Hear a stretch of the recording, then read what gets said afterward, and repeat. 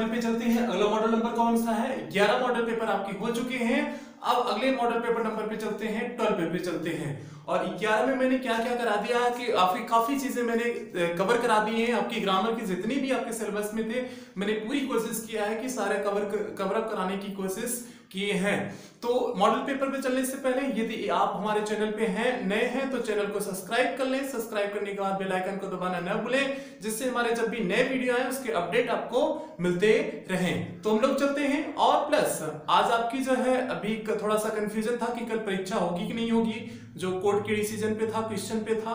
तो जहां तक उम्मीद है, 70% उम्मीद है कि एग्जाम आपका होगा, तो इसलिए आप उसकी फिक्र ना करें, क्योंकि सरकार चाह रही है एग्जाम कराना, सारी तैयारी कर चुकी है। तो कोर्ट जो है जहां तक उम्मीद है कि वही करेगी जो सरकार चाहती है। तो इसलिए आप लोग पढ़ाई को अपनी जारी रखें, उससे आप लोग विचलित न हो, उससे आप भ्रमित न हो। ठीक है, तो हम लोग चलते हैं मॉडल पेपर नंबर 12 पे चलते हैं। तो 12 पे चलते हैं। इस मॉडल पेपर मैंने कुछ अतिरिक्त चीजों को कलेक्शन किया है, जिन चीजों से आप अभी अनजान थे, तो उस टाइप के आपने क्वेश्चन नहीं किए थे। तो आज हम चलते हैं दूसरे टाइप के क्वेश्चन में चलते हैं। किस टाइप के क्वेश्चन लाए हैं, चलते हैं मॉडल पेपर पे। तो है पहला question, he is best student of our class. पहला क्वेश्चन क्या है? He is dot dot dot best student of our class है। ठीक है, तो अब इसमें क्या फिलअप किया जाएगा? ए भरा जाएगा या दी भरा जाएगा या एन या ऑफ, क्या इसमें लगेगा? He is a best student of class कर दिया जाए, and best of student of class कर दिया जाए, ऑफ कर दिया जाए। तो इसके लिए एक नियम याद रखोगे। वो नियम क्या है? किसी भी सुपरलेटिव डिग्री के पहले, कौन सी डिग्री? सुपरलेटिव। किसी भी सुपरलेटिव डिग्री के पहले हमेशा आर्टिकल दी का प्रयोग होता है। इस बेस पे आपके क्वेश्चन बनते हैं। एक क्वेश्चन आपके इस बेस में यही नहीं, एसएससी तक भी बनते हैं, एसएससी के एग्जाम में, टीजीटी के एग्जाम में भी बनते हैं। इंग्लिश से जो टीजीटी कर रहे होंगे, जो इंग्लिश से जिनका सब्जेक्ट टीजीटी का होगा, जो पेपर दे रहे होंगे इंग्लिश से, उसमें भी इस प्रकार के क्वेश्चन आपके मैक्सिमम बनते हैं। तो इसलिए आप ये बात ध्यान रखोगे, ये भी आ सकता है। तो क्या है आपका? किसी भी सुपरलेटिव डिग्री के पहले हमेशा आर्टिकल ए एन नहीं, दी का प्रयोग करते हैं, हमेशा आर्टिकल दी का प्रयोग करते हैं। तो क्या हो जाएगा? He is the best student of our class. यहां क्या फिलअप हो जाएगा? दी ऑप्शन कहां पर है? सेकंड ऑप्शन है। तब आपका ऑप्शन कौन सा सही हो जाएगा? सेकंड सही हो जाएगा। तो क्या आपने नियम निकाला? किसी भी सुपरलेटिव डिग्री के पहले हमेशा आर्टिकल दी का प्रयोग करते हैं। ये था आपका। उसके बाद कंप्लीट द सेंटेंस। एक सेंटेंस दिया हुआ है, उसे कंप्लीट करना है। उसमें आगे कैसे फिलअप किया जाएगा उसे कह रहा है। They dot dot dot king him made. इसे अरेंजमेंट करना है। क्या करना है आपको? अरेंजमेंट करना है। किंग पहले आएगा, हिम आएगा कि मेड आएगा?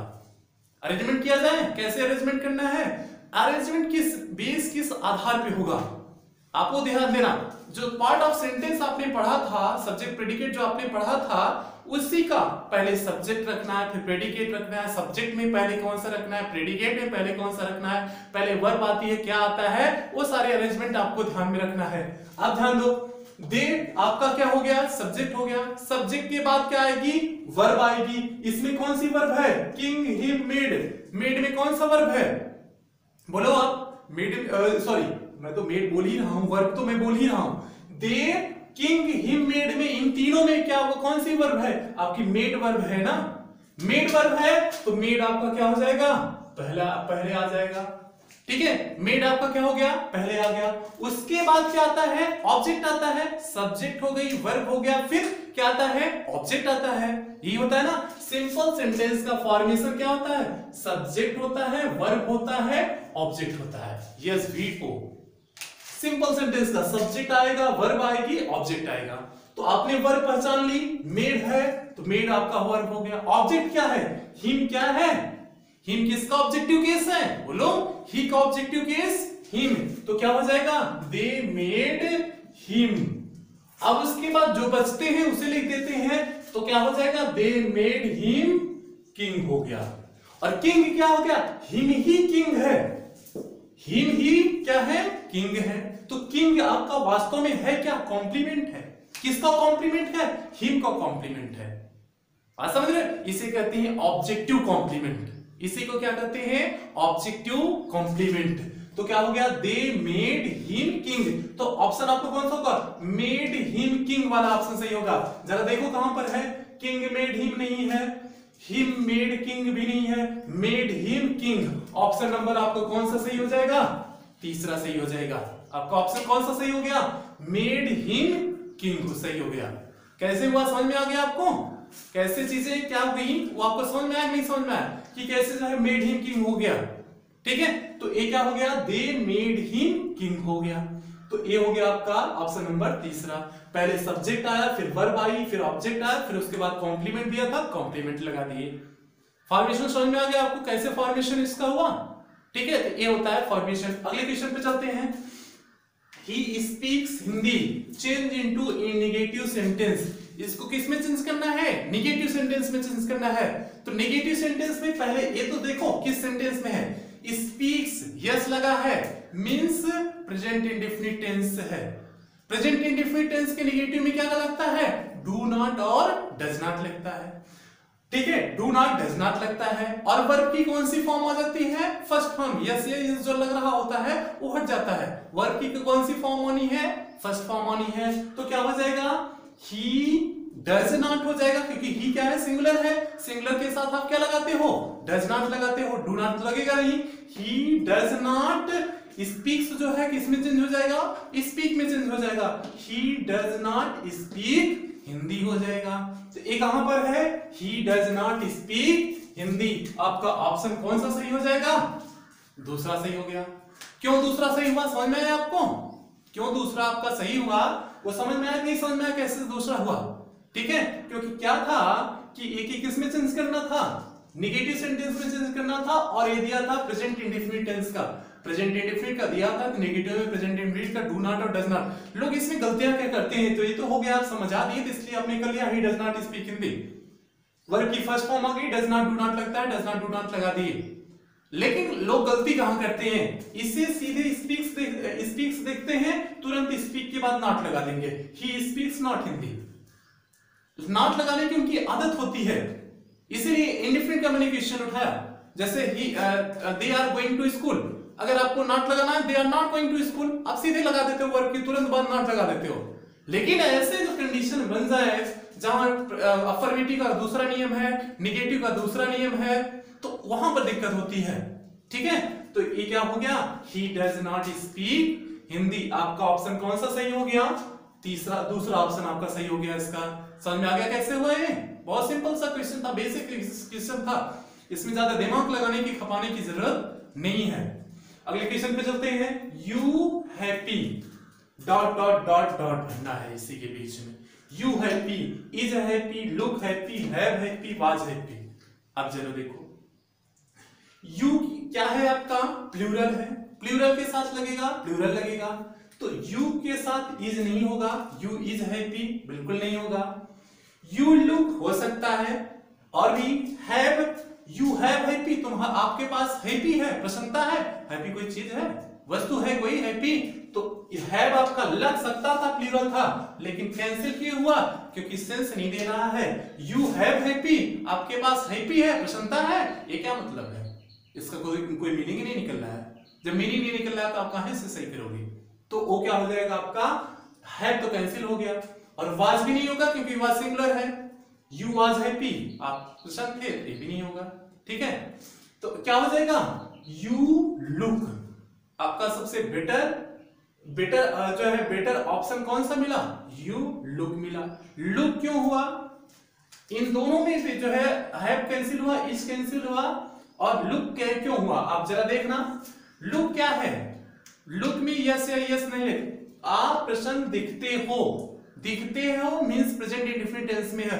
प्रेजेंट इंडेफिनिट टेंस में आपका प्लूरल के साथ हमेशा यस या यस नहीं लगाते हैं, तो इसलिए लुक के साथ हमेशा यस या यस नहीं लगाते हैं, तो कहां लगाएंगे, यू लुक्स हैप्पी नहीं होगा, यू लुक हैप्पी, क्योंकि ये प्रेजेंट इंडेफिनिट टेंस में है। प्रेजेंट इंडेफिनिट टेंस में होता क्या है, प्लूरल के साथ हमेशा यस या यस नहीं लगाया जाता है, हमेशा जो है यस या यस किसके साथ लगाया जाता है, सिंगुलर वर्ब के साथ लगाया, सिंगुलर सब्जेक्ट के साथ लगाया जाता है। अगर सिंगुलर है तो यस या यस लगेगा, अगर प्लूरल है तो आपका क्या हो जाएगा, लुक का लुक ही रहेगा, उसमें नो यस या यस लगेगा। तो इसमें ऑप्शन कौन सा सही हो गया, you look happy. Option number कौन सा सही हो गया, दूसरा सही हो गया। इज दैट क्लियर, आपका दूसरा सही है, सबसे बेटर ऑप्शन आपका क्या होगा, दूसरा होगा। आगे चलते हैं, it is an open secret, find out, इसमें फिगर ऑफ स्पीच खोजना है, ऑक्सीमोरन है, हाइपरबोल है, अपॉस्ट्रोफी है, मेटाफर है, इसमें कौन सा फिगर ऑफ स्पीच है, आप बताओ। ऑक्सीमोरन है कि हाइपरबोल है कि अपॉस्ट्रोफी है कि मेटाफर है इसमें। अब ध्यान देना, ओपन सीक्रेट, सीक्रेट कैसा है, ओपन है, रहस्य कोई ओपन होता है भैया, रहस्य है तो ओपन कैसे होगा, रहस्य मतलब जो ओपन ना हो, जो ओपन ना हो वही रहस्य आपका होता है, जो ओपन ना हो वही रहस्य होता है। ओपन सीक्रेट दे दिया है, ये तो हो नहीं सकता है, ओपन सीक्रेट ऐसे दे दिया है तो ये तो हो नहीं सकता है, तो इसलिए ये क्या हो जाएगा, यहां पर ऑक्सीमोरन हो जाएगा। ऑक्सीमोरन क्या होता है, विरोधाभास आता है, जब एक ही सेंटेंस में दोनों उस शब्द हो उसका एंटोनिम्स दे दिया, सीक्रेट का एंटोनिम्स अपोजिट ओपन, जब एक ही सेंटेंस में दोनों अर्थ दे दिया जाए, मींस इसका एंटोनिम्स भी दे दिया जाए या फिर अपोजिट वर्ड भी हो या कंट्रास्ट जहां पर आए, वहां पर आपका क्या होता है, ऑक्सीमोरन होता है। इसे हिंदी में कहते हैं विरोधाभास, जहां एक सेंटेंस से विरोधाभास आ जाए वहां ऑक्सीमोरन फिगर ऑफ स्पीच होता है। हाइपरबोल क्या होता है, एक बार फिर देख लेते हैं ऐसे, हाइपरबोल को क्या होता है, जहां किसी बातों को बढ़ा चढ़ा के पेश कर दिया जाता है, वो वहां क्या होता है, हाइपरबोल होता है। जैसे बेलिंडा इतना रोई कि पूरा जो है आंसुओं का समुद्र बन गया। अभी बताओ, किसी के रोने से आंसुओं का समुद्र बन जाएगा, बिल्कुल नहीं हो सकता है। तो उसे क्या कर दिया गया, बात को बढ़ा चढ़ा के, मतलब अधिक रोई थी उसे इतना बढ़ा चढ़ा के पेश कर दिया गया कि बहुत ज्यादा हो गया, इसी को कहते हैं hyperbole, hyperbole figure of speech कहते हैं। ये हो गया। अपॉस्ट्रोफी मैंने जैसे कि एक लेक्चर में मैंने बताया था, मॉडल पेपर में बताया था अपॉस्ट्रोफी की बात में, अपॉस्ट्रोफी कौन सा फिगर ऑफ स्पीच है, इसमें क्या होता है, अपॉस्ट्रोफी में क्या, किसी को हम संबोधित करते हैं, संबोधन इसका नाम भी है, संबोधित किसी करते हैं। जैसे कहता हूं, O death where are you, ओ मृत्यु कहां पर हो तुम, तो इसलिए मैंने मृत्यु को संबोधित किया था, तो वहां क्या हो गया था, अपॉस्ट्रोफी हो गया था। नेक्स्ट मेटाफर, जहां कंपैरिजन होता है और कंपैरिजनल वर्ड एज लाइक सो नहीं यूज होते हैं, वहां आपका क्या होता है, मेटाफर फिगर ऑफ स्पीच होता है।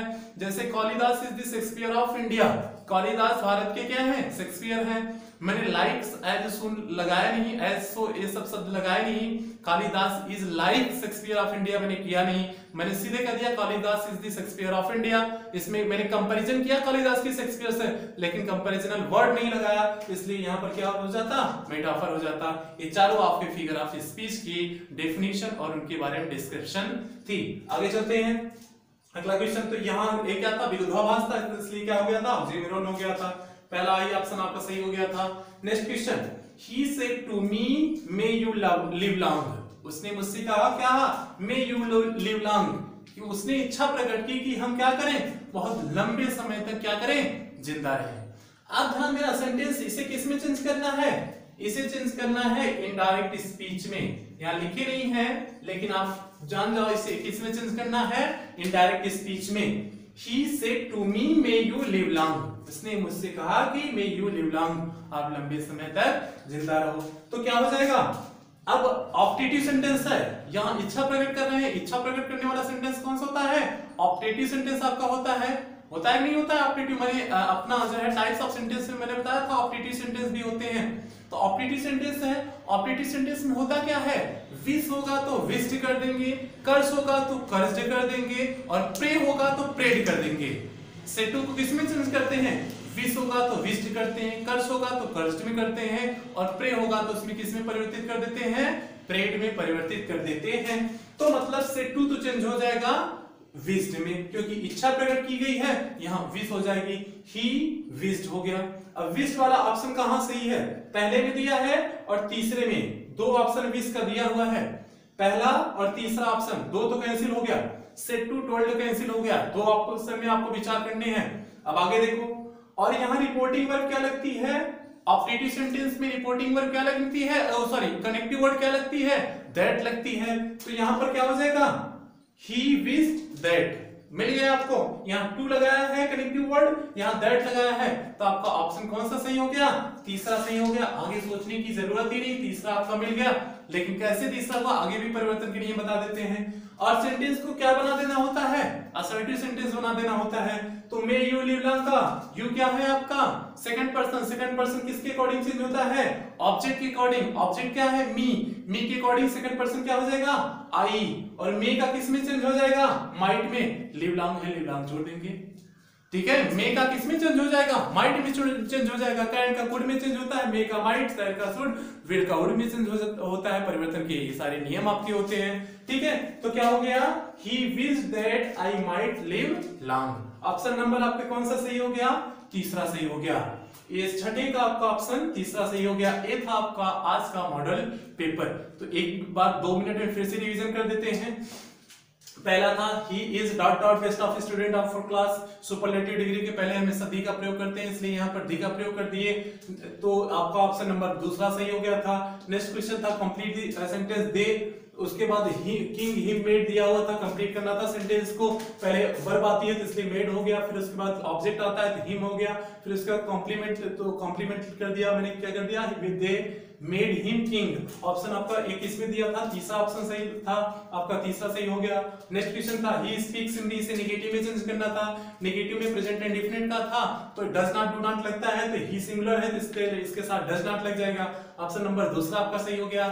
नेक्स्ट क्वेश्चन आपका था U dot dot dot happy, उसके साथ क्या लगना था, ये जो है प्लूरल है, यू प्लूरल, तो यू के साथ लुक लगेगा, लुक्स नहीं लगेगा, क्योंकि लुक्स लुक है इसलिए यहाँ पर लुक लगेगा, क्योंकि लुक्स होता तो नहीं लगता क्योंकि वो प्लूरल था, तो इसे प्रेजेंट इंडेफिनिट टेंस में रखेंगे तो लुक हो गया।